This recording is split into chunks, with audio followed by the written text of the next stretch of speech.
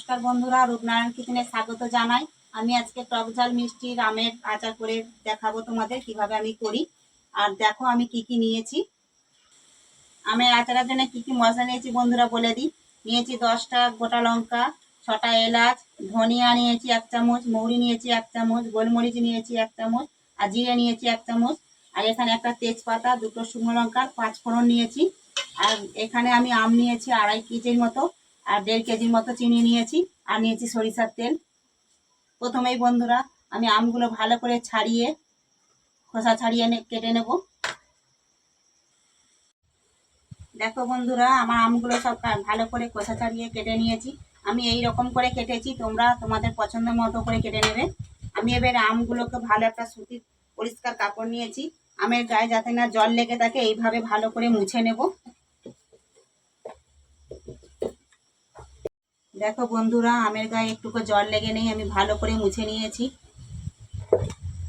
এবার আমি এই মশলাগুলো সব একসাথে ভেজে নেব, হালকা ব্রাউন কালার করে ভেজে নেব। আমি মশলাগুলো হালকা ব্রাউন কালারে ভেজে নেব।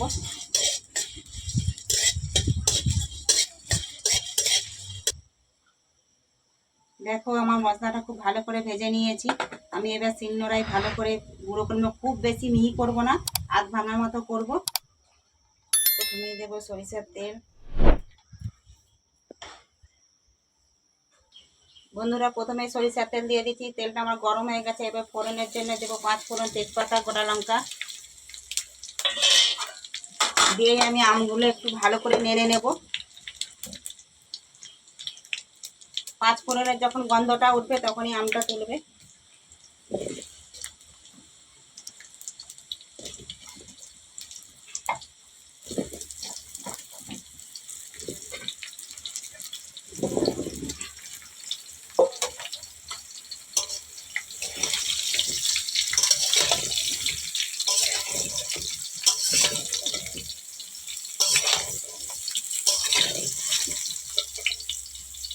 স্বাদ মতো দেবো লবণ,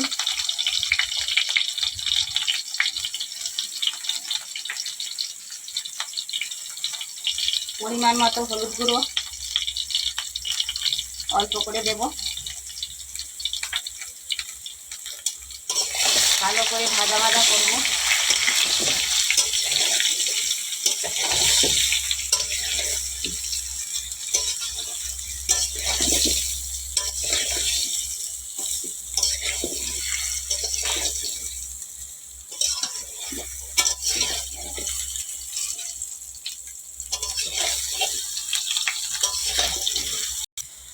বন্ধুরা আমার মশলাটা হালকা ঠান্ডা হয়েছে, আমি এবার গুঁড়ো করে নেব।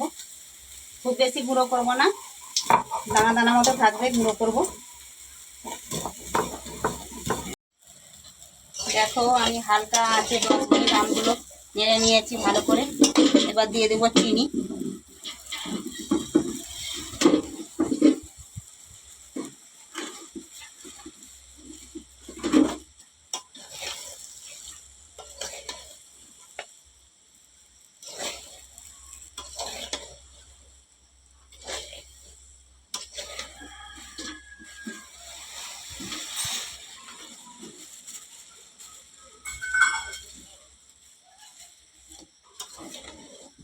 ভালোভাবে এইভাবে নাড়তে থাকবো। আমি কিন্তু একটুকু জল দেব না।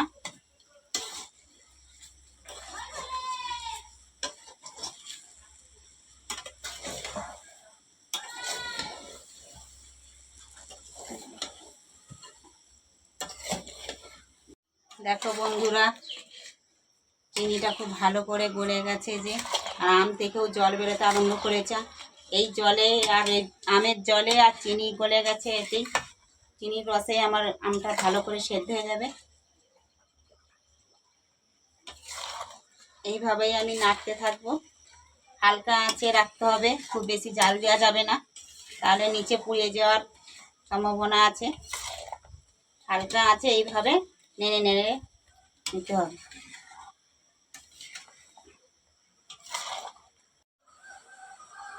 দেখো বন্ধুরা আমি হালকা আঁচে চিনিটা নাড়ছিলাম আমার সাথে দিয়ে।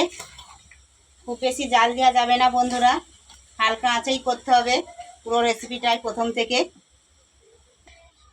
এই যে নাড়তে নাড়তে আম থেকেও যে জলটা বেরোচ্ছে, এই জলে আর চিনির যে রস বেরিয়েছে, এই রসটাতেই আমি আমটা ভালো করে সেদ্ধ করে নেব। এতেই হয়ে যাবে, জল দিতে লাগবে না। আমি একটুকু জল দিইনি। খুব হালকা আঁচে করতে হবে।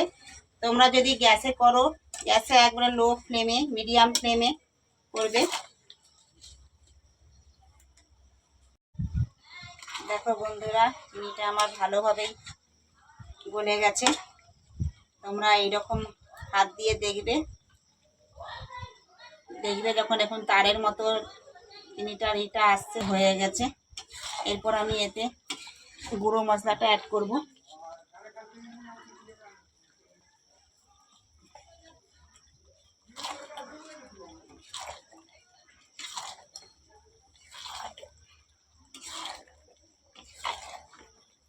আমি যেই মশলাটা নিয়েছিলাম সেই মশলাটার হাফ দিলেই আমার হয়ে যাবে, সবটা লাগবে না।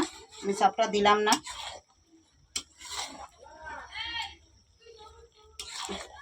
আর বন্ধুরা, এইরকম আমের আচার রেসিপিতে আমের যে আঁঠিটা যেন একটু শক্ত শক্ত হয়, তবেই ভালো লাগবে খেতে।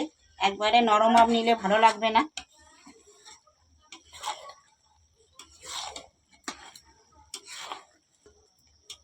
বন্ধুরা, মশলাটা দেওয়ার পর আমি 2-3 মিনিট এইভাবে ফুটিয়ে নিয়েছি। এবার নামিয়ে নেব। আমার রেসিপিটা একবারে হয়ে গেছে। বন্ধুরা, নামানোর পর 5 মিনিট পর আমি লেবু রসটা দিয়ে দেব। চিনিটাও বসবে না, আর আচারটাও অনেক দিন থাকবে। 6 মাস তো অবশ্যই, এক বছর খেতে পারো বন্ধুরা তোমরা। যদি মাঝে মাঝে রোদে দিয়ে দাও তাহলে 1 বছর থাকবে আচারটা।